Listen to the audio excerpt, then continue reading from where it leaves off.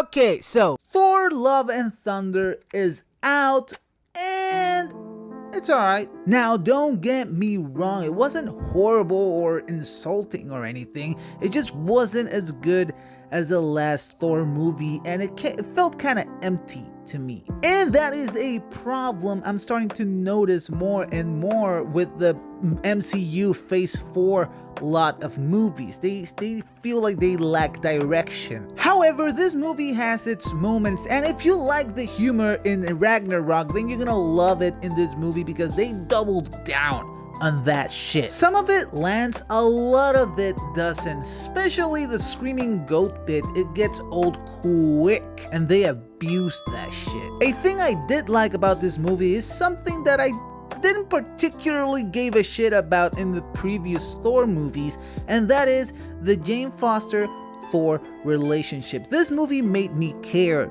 about them being together. It was way better executed in this one, and it felt like a real relationship. It felt like a real couple, and Natalie Portman is fantastic as Jane Foster / Mighty Thor. I would say the only thing this movie has over Ragnarok is the villain. Christian Bale as Gore the God Butcher is simply sensational, and it's a villain with a compelling motivation, a clear reason of doing what he does, and that makes for an amazing villain. And it's Christian Bale, so of course he's gonna kill it. That's water wet, am I right? Although we did not get as much time with Christian Bale's Gore the God Butcher as I thought we would get. When you cast an actor of Christian Bale's caliber, you would expect he would be in the movie a bit longer, but he is not. But what we did get from him was excellent. There's a bit with Russell Crowe as Zeus, and he's fantastic. It's so funny. He makes this accent throughout the movie, and he killed me with it. I don't care how dumb that is. He just made me laugh every time.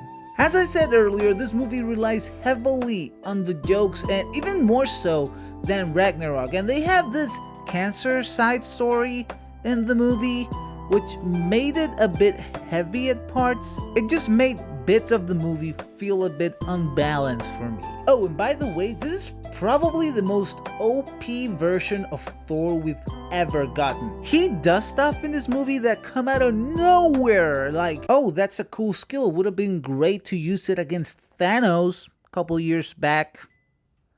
But whatever. Guys, at the end, this is not the best MCU movie. This is not even the best Thor movie, but it was a fun experience. They had some good jokes in there. Nice post-credit scene, by the way. It was really fun to see what they showed us there. It was a fine MCU movie.